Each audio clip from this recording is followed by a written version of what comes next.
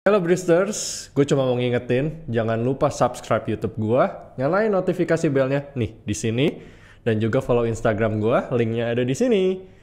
Biar kalian selalu update dengan apa yang terjadi di channel gue sama Instagram gue. So, happy watching, enjoy, bye-bye. Halo Bristers, balik lagi sama gue AP alias Albert Putra di Ruang Jeda. So, hari ini kita kedatangan tamu yang luar biasa. Kita akan dengerin perjalanan hidupnya. Nggak usah nunggu lagi, kita panggil langsung. Welcome Gema. Thank you Albert, thank you Bristers ya. Bristers, so Bristers ini Gema. Ini gue copot ya? Ya silakan. Kita steril kok. Udah Oke, tes swab, udah aman semuanya. Oke, gue juga PCR terus tiap minggu. Iyalah harus sekarang maksudnya lu COVID, apalagi sih kita harus saling jaga kan satu sama lain. Kalau enggak kita bawa virus kemana-mana tuh bahaya banget, malah jadi sumber penyebaran kita nanti. Betul sekali. Apalagi gue kan berada ketemu banyak orang ya, jadi wajib. Bristers ini nih yang akan diekspos nih. Kenapa sih Gema nih ketemu banyak orang nih? Karena kerja di pasar. So, Gem, Hai. biar Bristers nggak nunggu-nunggu lagi nih. Boleh nggak introduce yourself ke Bristers, kenalin siapa diri lu lagi sibuk ngapain, just feel free. Oke, nama gue Gema, biasanya orang kenal Gema Sakti. Cuma nama panjang gue Sugema Naga Sakti. Cialah, gue kenal Albert udah mungkin 10 tahun yang lalu ya. Gila, gue masih bocah. Jadi gue saat ini adalah manajernya Rosa. Kemudian personal manajernya juga dari Inces Nabati. Wow, oke. Komedian sama yang biasa yang host bikin lapar. Terus gue ada IO, ada 2 IO. Terus kemudian gue sekarang buka usaha bareng Inces, ada bakso Inces yang lagi viral banget nih, baru buka seminggu. Terus sama gue punya barber juga. Padahal gue nggak bisa nyukur, tapi gue bikin barber. Banyak banget ya Bristers ya. Enggak, gue berusaha untuk mencoba untuk mencari celah aja gitu. Cuma emang sih dari dulu yang gue tahu pertama kali ya update lagi soal lu nih Game. Kan Gelang Mas ya waktu itu ya. Iya. Dia emang bikin event-event karena mirip nih. Maksudnya apa yang lo lakukan kan kurang lebih sama lah, manage something ya. Manage something. Terus habis itu tahu-tahu buka cukur rambut. Itu gue mulai kaget sih. Wah, Game bikin cukur rambut, habis itu bikin bakso. Tapi kalau bakso kan emang ada perannya, relate-nya sama Inces. Ya, Inces itu kan. Jadi ya, tapi makanan untuk buka sekarang sih itu pilihan yang sangat-sangat baik sih. Iya. Semua orang butuh makan Bristers. Jadi kayak perut lapar pasti cari makanan. So, bisnis gimana entertainment? Entertainment ya sebenarnya kalau mau dibilang lagi down ya memang down sih. Tapi ya kita bagaimana berpikir caranya untuk tetap bisa eksis, kita bisa tetap up to date. Dan gue terus terang di industri entertainment ini gue kan nggak sendirian ya, ada satu manajemen, jadi gue saling belajar lah. Tapi ya untungnya circle gue itu orangnya inovatif, kemudian nggak pernah bisa diem. Jadi sometimes kita ketika menghadapi satu masalah kan kita suka kayak give up gitu loh, Bet. Kayak wah anjrit, pandemi nih, ya udahlah, tarik selimut lah kita ya gitu kan, lihat handphone, ngecek status orang apa ngapain gitu. Nah untungnya gue berada tidak di lingkungan seperti itu. Begitu dibilang wah pandemi nih, otaknya muter ke kiri ke kanan gitu, jadi kita ngapain ya gitu. Terus terang kayak Rosa, gue cerita Rosa ya, dulu dia tuh sama sekali sebelum pandemi ini gue nggak pernah main digital, nggak punya YouTube channel Rosa, nggak pernah datang ke podcast.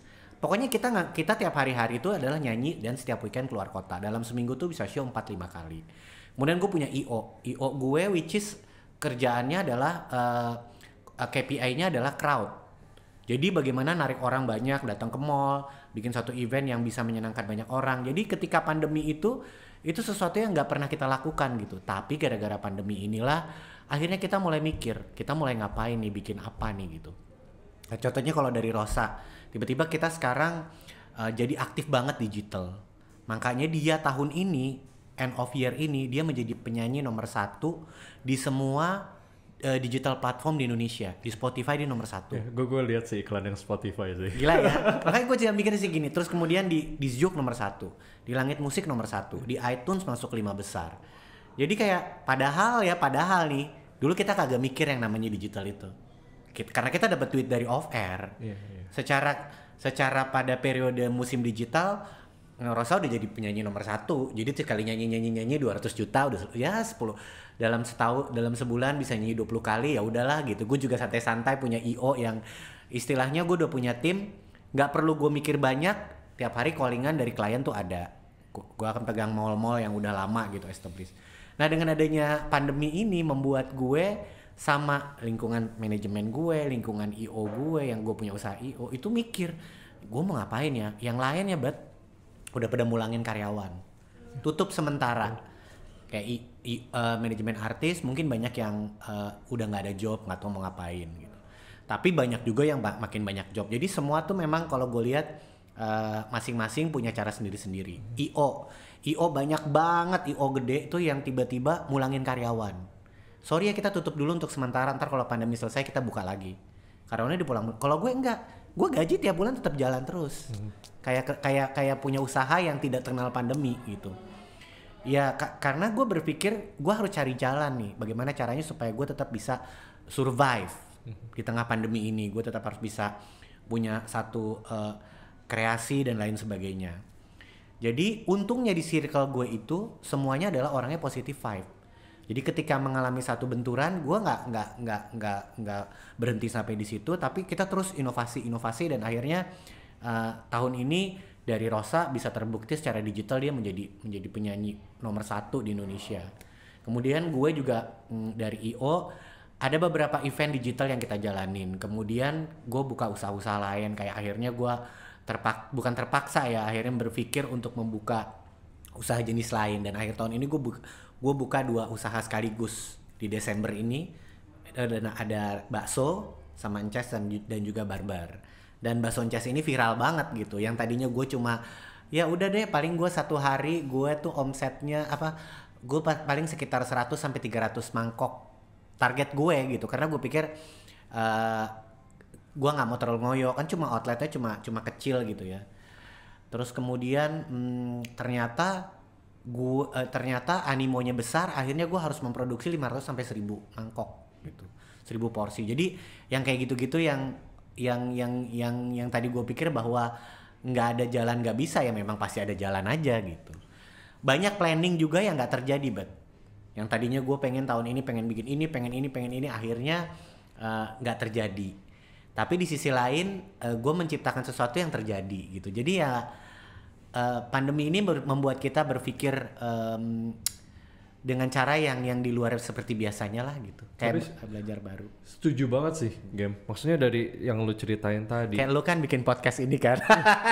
Sebetulnya gue juga maksud gue kita tipenya sama, nggak bisa diem kan. Terus maksudnya hal yang bisa kita samakan lagi di sini, di saat kita terkena serangan nih pandemi, kita bukannya malah tutup selimut, kita buka selimut malah lari sekarang. Kita cari sesuatu. Bener. Gue celinguk kesana kemari, bolak lagi pergi. Pokoknya gue sibuknya sama sebelum pandemi. Cuma bedanya duitnya nggak sebanyak sebelum pandemi gitu aja. Memang diakuin pandemi ini cari peluang pusing ya, Game ya. Pusingnya setengah mati. Trial and error kan. Yes. Cuma memang bener banget, kita kalau nggak coba kita nggak tahu. Betul. Nah, balik lagi yang gue sempat cerita ke lu kan, Game, dimana gue lagi bikin usaha dan tahunnya kena pandemi, mau nggak mau gue tutup daripada gue terjun bebas lagi. Pusing kan.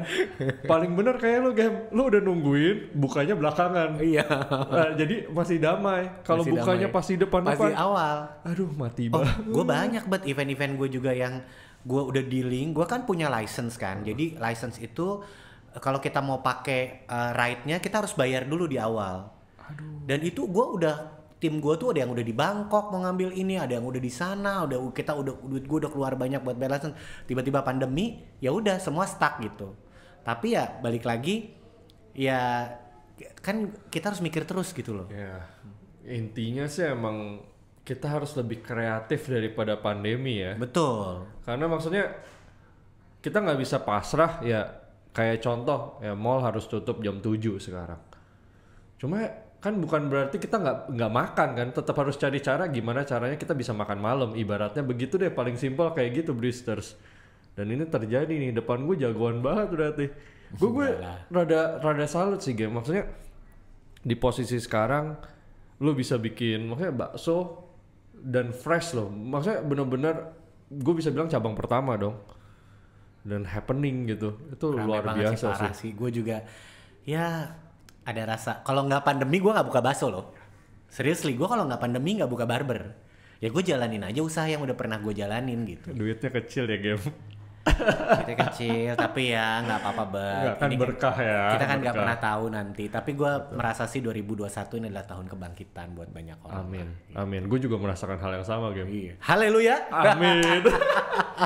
Cuma gue balik lagi bilang ya game, keputusan lo untuk membuka barber, walaupun mungkin kelihatannya nominalnya tidak sebesar lo bikin event. Betul. Cuma untuk investasi jangka panjang itu keputusan yang sangat baik loh. Bikin bakso, dan bakso orang Indonesia siapa yang nggak kenal bakso? Wah, harusnya gue bawa baksonya Ences, gue lupa. Nggak apa-apa, Men. nggak apa. Nanti Ntar gue kirimin ya.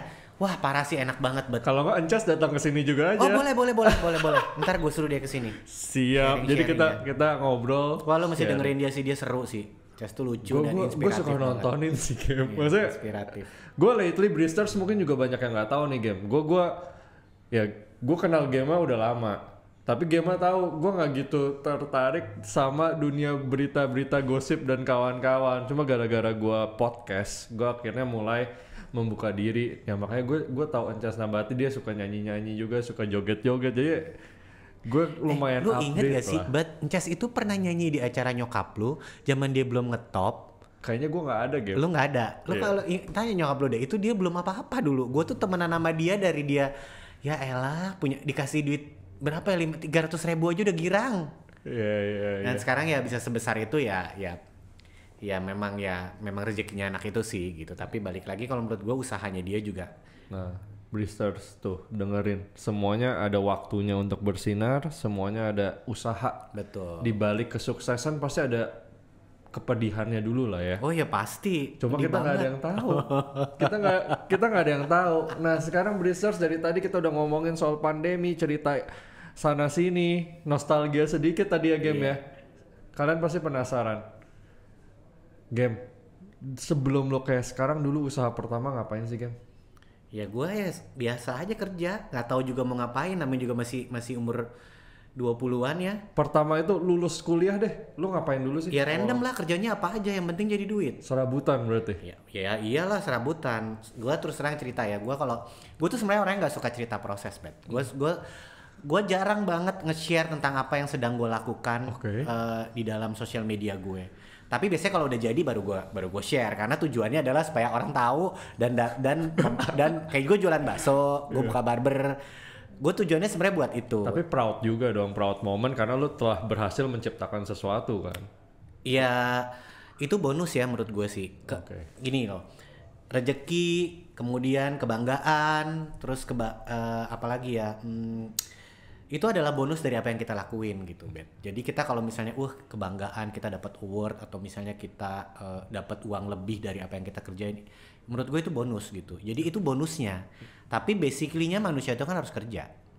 Manusia itu harus menciptakan sesuatu yang memang dia harus bisa berkarya. Urusan nanti duitnya, urusan nanti rewardnya, urusan nanti nama besarnya, itu adalah bonus menurut gue sih.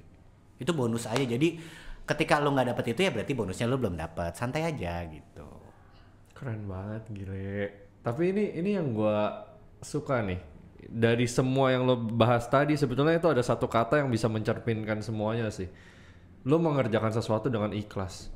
Iyalah pasti harus. Intinya itu Brewsters. Jadi kita nggak usah ngoyo. Nih gue berasa sih game sekarang ini orang ya banyakan nih cenderungnya, gue dapetnya apa sih? Benefit gue apa sih kalau gue ngelakuin ini? Misalnya gue nolong lu, gue dapet apa sih nantinya? Banyak banget sekarang orang yang gitu. Nah, contoh nih Gema nih, melakukan sesuatu dengan ikhlas. Kalau memang udah jadi emang rezekinya kita, pasti akan datang gitu aja. Itu bonus. Menurut gue itu bonusnya lah ya. Tapi apapun yang kita lakukan ya emang kita wajib manusia ya, kayak kita harus kerja, kita harus cari duit, kita harus bisa jadi orang yang good impact buat banyak orang gitu. Urusan nanti misalnya kita dapat sesuatu ini dari orang ini itu kan bonus lah gitu. Misalnya nggak dapat ya udah santai aja. Iya, setuju. Soalnya ya yang tadi gue bilang game banyak banget orang lebih karena ngarep sekarang ya. Ntar kalau nggak dapet kecewa. Betul. Itu ekspektasinya terlalu tinggi kan. Betul. Nah sedangkan ya kita nggak boleh ekspektasi orang lain, lebih baik ekspektasi diri kita untuk menjadi lebih baik. Benar. Daripada ekspektasi orang lain. Lo orang lainnya kagak dengerin udah emosi. Betul sekali. Sarafnya putus ntar. Nah balik lagi nih ya kenapa gue nggak suka cerita proses gitu karena menurut gue proses yang gue alamin tuh terlalu berat, terlalu pahit gitu. Oke. Parah sih pahitnya. Maksudnya lo bisa sebut deh apa sih sesuatu yang anak muda pada zaman itu alamin? Ya gue udah alamin. Ya lo sebutin aja deh. Lo tinggal mungkin lo gitu atau siapa. Oh menurut gue lo miskin. Ya gue ada di situ. Apalagi yang paling susah. Tertolak, gue ada di situ. Dibully, gue di situ. Semuanya gue udah pokoknya. Wah gue kalau cerita dulu gue bisa nangis sih, kalau cerita masa-masa dulu gue. Tapi orang kan nggak pernah tahu. Betul. Orang taunya sekarang gitu. Dan gue nggak pernah jarang banget gue ceritain tentang apa yang gue lewatin dalam hidup gue gitu. Gue lebih senang berbagi kebahagiaan. Gue nggak tahu. Gue dikala gue sedih aja, gue bisa ketawa loh. Misalnya gue cerita nih gue sakit gitu ya, kayak gue cerita sama lu, gue demam berdarah gitu. Tapi gue bisa menyampaikannya itu kayak gue ketawa gitu. Betul. Misalnya atau gue tertimpa sesuatu lah, jarang sih gue ya, gue lebih kebanyakan gue ngerasa gue beruntung sih. Jadi gue kadang-kadang apa nih gitu, gue apes apalah gitu, tapi jarang banget. Tapi gue bisa menceritakan itu dengan ketawa gitu.